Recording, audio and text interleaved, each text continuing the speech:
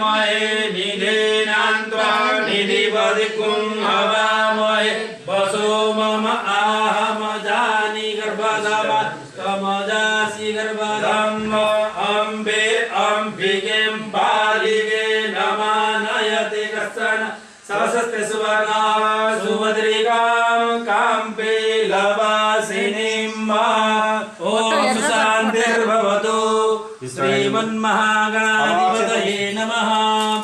ॐ लक्ष्मीनारायणाभ्यां नमः। ॐ उमामहेश्वराभ्यां नमः।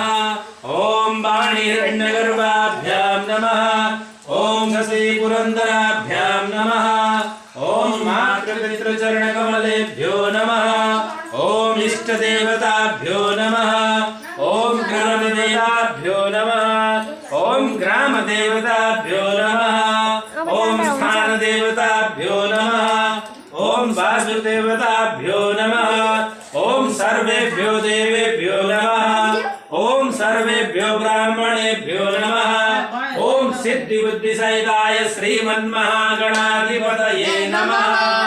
इति नमस्कृत्य ॐ सुमुखस्यैकदन्तस्य कपिलो गजकर्णकः लम्बोदरस्य विकटो विघ्ननाशो विनायकः धूम्रकेतुर्गणाध्यक्षो बालचन्द्रो गजाननः द्वादशैतानि